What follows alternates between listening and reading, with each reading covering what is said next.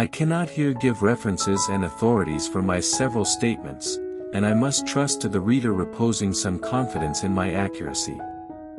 If everyone was cast in the same mold, there would be no such thing as beauty. It is so important to bear in mind the probability of conversion from one function to another. If it could be demonstrated that any complex organ existed which could not possibly have been formed by numerous, successive slight modifications, my theory would absolutely break down. The limit of man's knowledge in any subject possesses a high interest which is perhaps increased by its close neighborhood to the realms of imagination. Evolution is written on the wings of butterflies. But a plant on the edge of a desert is said to struggle for life against the drought, though more properly it should be said to be dependent upon the moisture. It appears to me, that doing what little one can to increase the general stock of knowledge is as respectable an object of life, as one can in any likelihood pursue. What wretched doings come from the ardor of fame, the love of truth alone would never make one man attack another bitterly. One general law, leading to the advancement of all organic beings, namely, multiply, vary, let the strongest live and the weakest die. If it wasn't for seasickness, all the world would be sailors. If the misery of our poor be caused not by the laws of nature, but by our institutions, great is our sin. Freedom of thought is best promoted by the gradual illumination of men's minds which follows from the advance of science. It is not the strongest of the species that survives, nor the most intelligent, but rather the one most responsive to change. A fair result can be obtained only by fully stating and balancing the facts and arguments on both sides of each question. On the ordinary view of each species having been independently created, we gain no scientific explanation. I am like a gambler, and love a wild experiment. The structure of every organic being is related, in the most essential yet often hidden manner, to that of all the other organic beings. The highest possible stage in moral culture is when we recognize that we ought to control our thoughts. Man is developed from an ovule, about 1/125th of an inch in diameter, which differs in no respect from the ovules of other animals. A man's friendships are one of the best measures of his worth. False facts are highly injurious to the progress of science, for they often endure long, but false views, if supported by some evidence, do little harm, for every one takes a salutary pleasure in proving their falseness. Free will is to mind what chance is to matter. The mystery of the beginning of all things is insoluble by us, and I for one must be content to remain an agnostic. Species of the same genus would occasionally exhibit reversions to lost ancestral characters. Through his powers of intellect, articulate language has been evolved, and on this his wonderful advancement has mainly depended. Only picture to yourself a nice soft wife on a sofa with good fire and books and music. The question of whether there exists a creator and ruler of the universe has been answered in the affirmative by some of the highest intellects that have ever existed.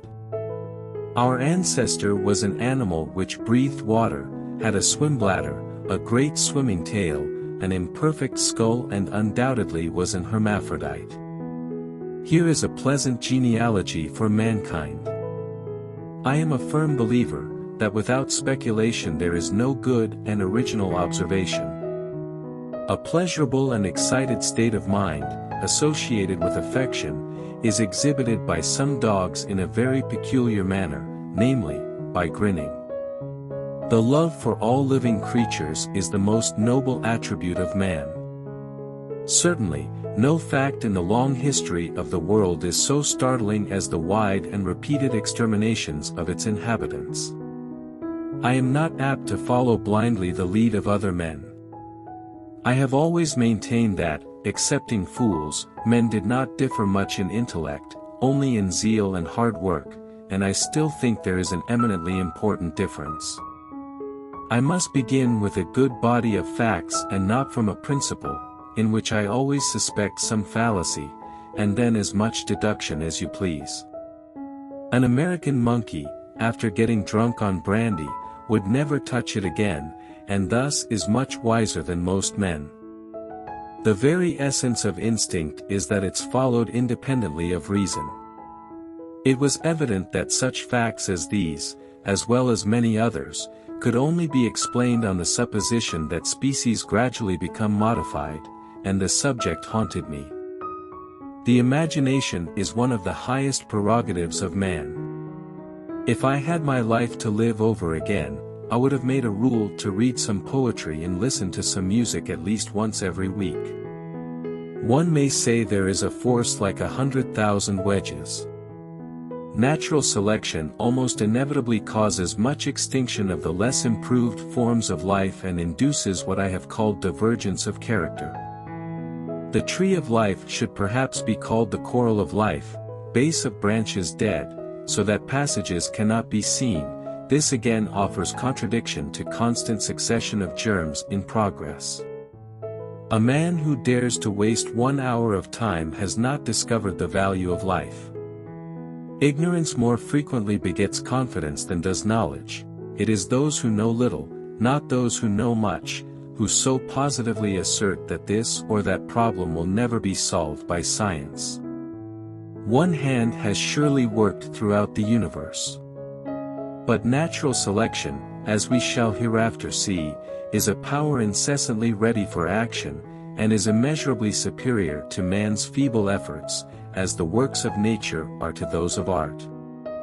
Origin of man now proved. Metaphysics must flourish. He who understands baboon would do more towards metaphysics than Locke. Such simple instincts as bees making a beehive could be sufficient to overthrow my whole theory.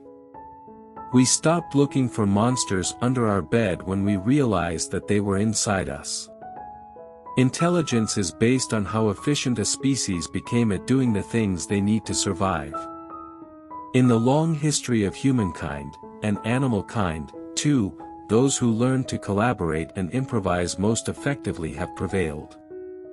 We must, however, acknowledge, as it seems to me, that man with all his noble qualities, still bears in his bodily frame the indelible stamp of his lowly origin. Nothing is easier than to admit in words the truth of the universal struggle for life, or more difficult, at least I have found it so, than constantly to bear this conclusion in mind. Man selects only for his own good, nature only for that of the being which she tends. Which quotation do you like the most? Don't forget to subscribe.